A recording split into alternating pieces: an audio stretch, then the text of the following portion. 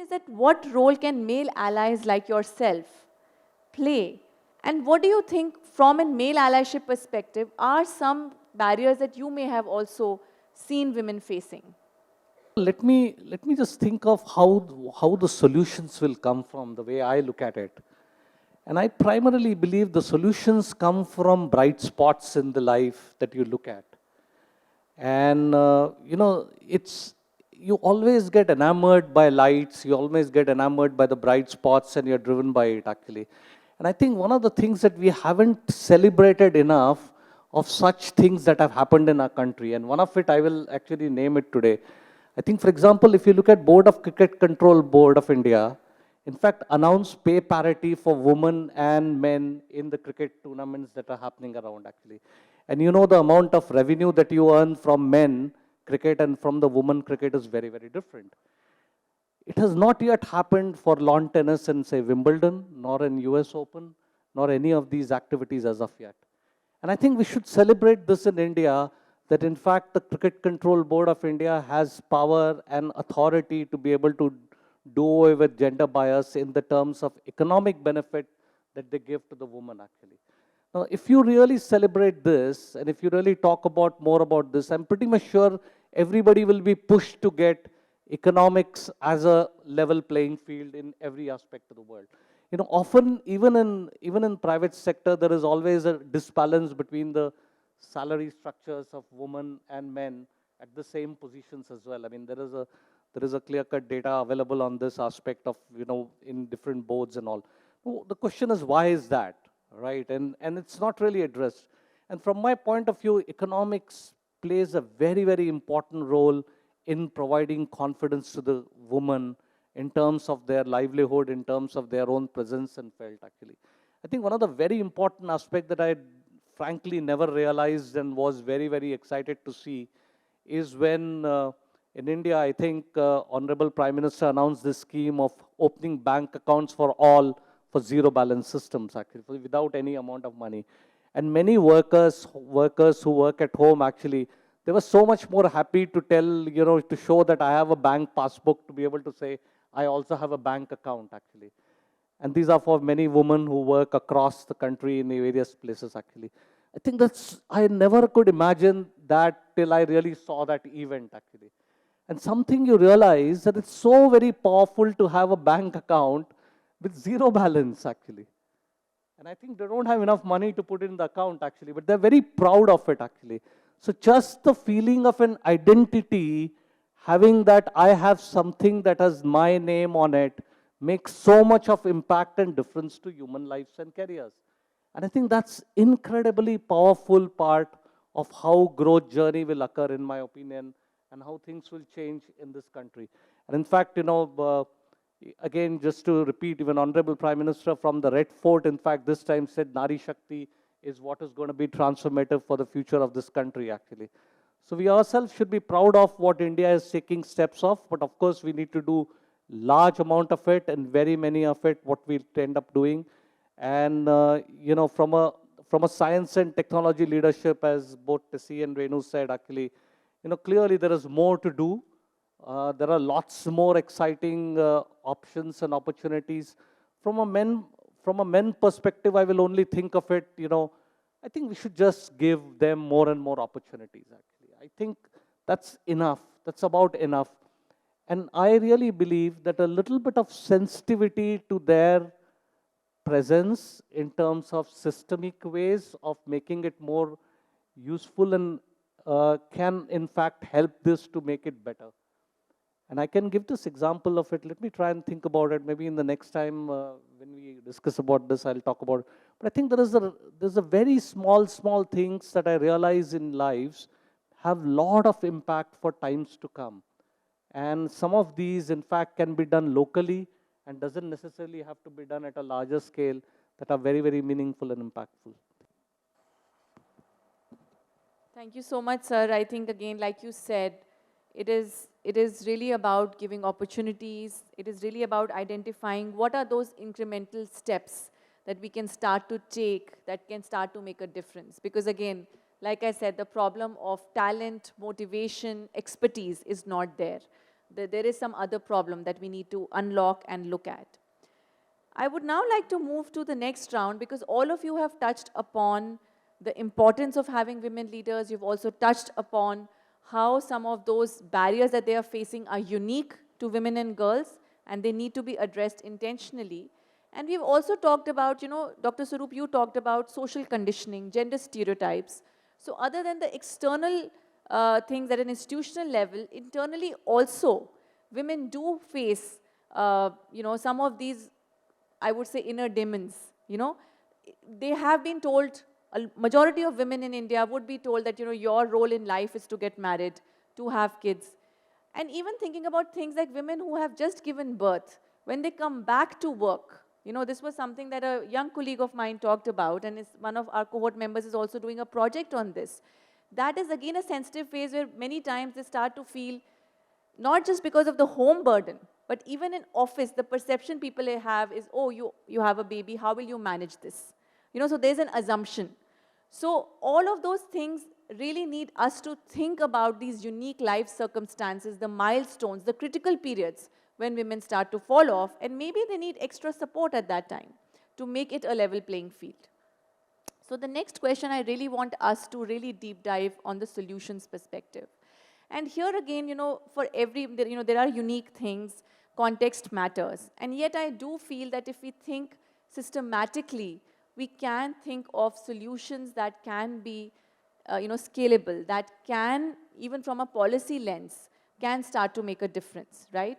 So I would love to ask each of you now more about what can be done and what are we not doing enough of and what are we doing that we shouldn't be doing, So let me start here with Dr. Swaroop. And again, just would love your perspective on this, on the solution space. So, Shagun, there are a couple of things that, yes, there's lots that we do wrong, but there are a couple of things that we do right, and we should look at seeing how we need to scale that up, and also seeing what we do wrong. Yes, of course, we should not. I think, first of all, and pardon my saying this to all my male colleagues in the hall, stop seeing your women colleagues as women. See them as your colleagues, as professionals. The moment you start seeing them as your colleagues, as professionals, because let me tell you this, challenges are there with every professional. Challenges in their career, challenges at their homes, challenges in their working, challenges are always there. But as you rightly said, many a times the women do face this, that, if they've come back after leave, it's how are you going to help them to go forward? What is it? But there are different challenges which different set of people have. I think institutions play a very, very important role in not just talking about gender equality policies, but making sure that they're implemented properly. While we do need to have gender equality policies, we also need to have a very, very clear, well-articulated strategy and implementation plan to make sure that they get implemented. You mentioned about the ISRO case, about how they needed to arrange certain vehicles for. This is a very common issue in every organization, in every department. In the government, thankfully, there is one parity that we have, that we don't have different pay scales. There is total gender parity in terms of the pay scales that are given to the women. So at least that's a complete parity that we have within the government system. Thankfully for that. But the government, we are also, in one way, not really denied those opportunities if you as a professional are willing to come forward and move ahead. You heard Tessie talking about it. I've faced this in my own career. If you are ready to take on challenges, the government does make those opportunities available for you. Of course, I do recall that when I joined 33 years back, while the biological sciences have a lot of women in it, we still were not too many technocrats, as we were called, getting into the system. And most of the lot, who was at the desk level, etc., but those who were used to working only with males at that point of time and not really having too many women, it was a challenge. I do remember that we had, in that point of time, we used to have these section officers and junior analysts who would be working with us. And why that? Even sometimes the multitask assistants in the office, there were two barriers that we had. One is we were young, straight out of a PhD or postdoc, and we'd come in there, and they were there with 25 or 30 years of service. For them, any new entrant faces that problem. So it's not just a male or a woman, everyone faces that. They feel they know everything, and you've just joined in. And then having a woman there, it was difficult. There were many opportunities where we would have to go to parliament, we would come back, and in the government there would be systems where there was, there's a rule book which tells you when you can get a vehicle, when you can not get a vehicle. But there were requirements like this. If you're staying back late in office, you do need a vehicle. I mean, after all, you're traveling 30 kilometers away. At 9 o'clock in the night, you can't expect a lady officer to take a cab, or there were no metros at that point of time. But the office, there were problems at some point of time. There were issues that we had to raise. It's not that it was all smooth sailing, but we did it. But because of that inhibition, you did not give up the opportunities that came to you. And there were a lot of opportunities. And I've always said this to all my colleagues. Never ever fear getting into opportunities. Very rightly said by Tessie, take every challenge as an opportunity. And I also say never take anything as a failure. Every failure is a learning. It helps you to move into the next step, into the next ladder. There are things you need to move forward. So I think the key aspect is there needs to be not just institutional policies, but there needs to be a proper implementation of those policies. The key word is change. We need to bring in the change, whatever is required. Like when I was hearing about the vehicle part, I was going through my own experience. So most of the time in the initial period, I'm talking about 30, 34 years before, we were working, and every day we come out very late, maybe 9, 9:30. So that day, all my colleagues have left. I used to get dropped through them. And when I came out of the office premises, pitch dark. It is around 9, 9:30. I was scientist B, just joined as, and within 1 to 2 months' time within the office, I got so scared seeing that environment. It's like a jungle area, and on the road, pitch dark. Something has frightened me, and I could only hear some horn of lorries coming. But I just ran. Those were the days I could run as fast as PT Usha. So I ran 3 kilometers and reached my scientist hostel. That day, literally shivering, I called up my brother and said, so scared, I don't know. I was only knowing cycle. So my brother said that was the time the kinetic Honda was coming, women vehicle. So immediately he encouraged, and he said, go for that. Without knowing driving, I went for it within a week's time. And that is the way. Like you have to find your own solution. So I had to go learn. Those were the days we don't even want to learn from a boy who is going to teach you driving. There was a girl who was teaching me that also. So that is the way we are looking at things at that point of time. Today the change has happened. But more and more, when you look at the office, like the support system, it has to come from our colleagues. It is like 50-50, the counterparts. We all have to coexist. And then the equality has to come. It has to start from the mindset within the family.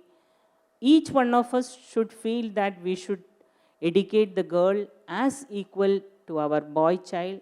Then only the equality will start coming. Equality in education, as Dr. Rajesh mentioned, equality in economy. Unless otherwise you get the same pay package, then equality then only the women can take up the leading role and become empowered. You need to have self-confidence, unless otherwise you are educated at par with your uh, same half the population, the half the talent is women. Everybody takes up to the degree level. Beyond, when it starts with career only, all this difficulty starts.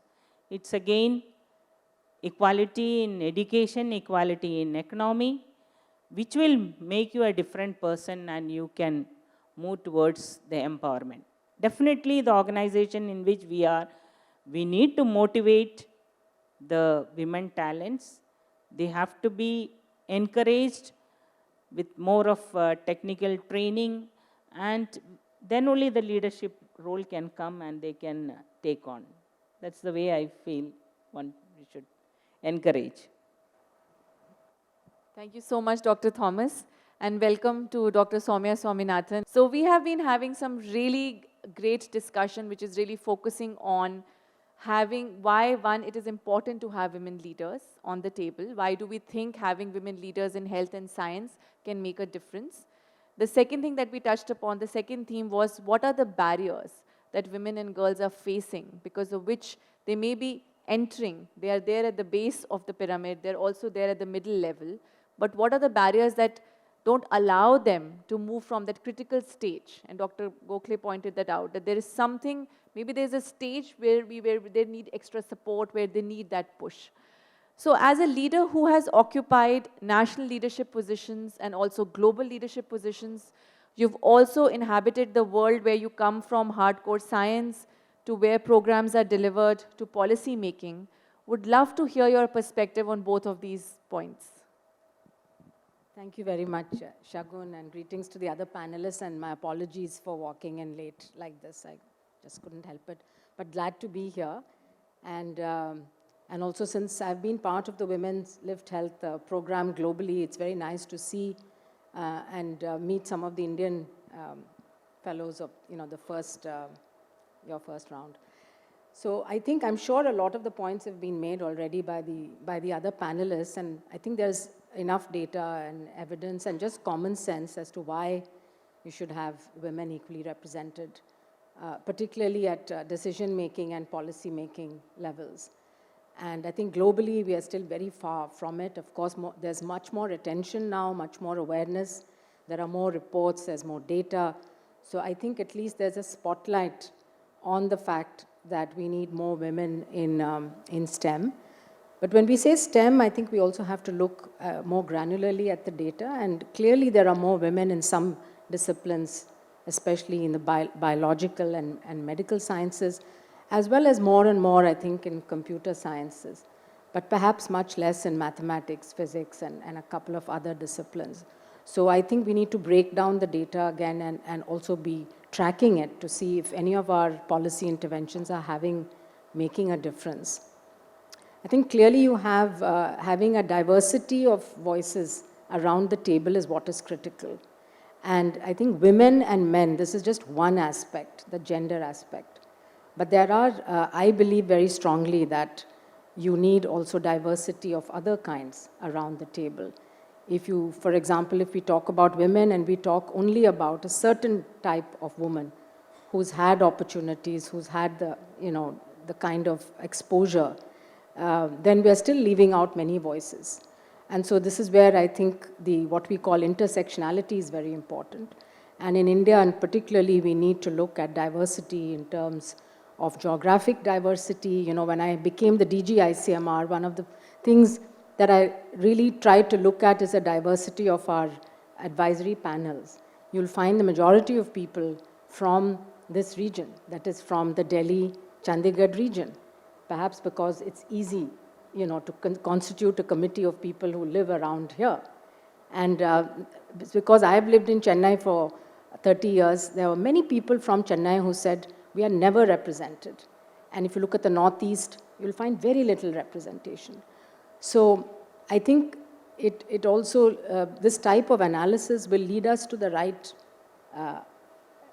policy decisions also. How do you expand the diversity of people that you have around the table, also in terms of socioeconomic background, in terms of religion, caste, and gender.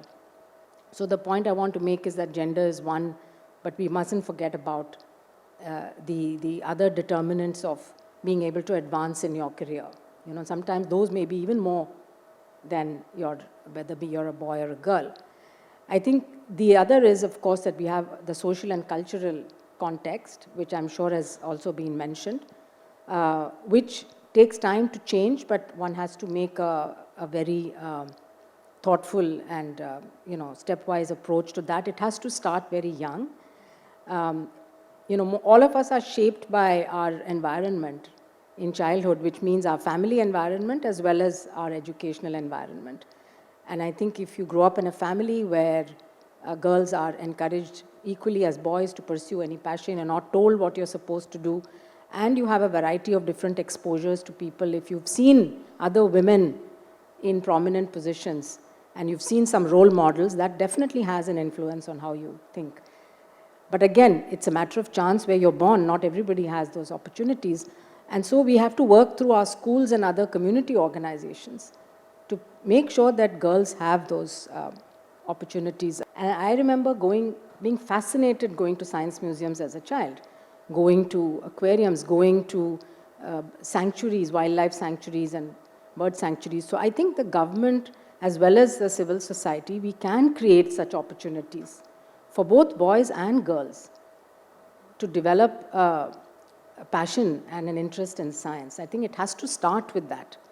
And then, of course, we have to look at what happens once we know that many more girls are now getting into science disciplines, but they're dropping out at some stage.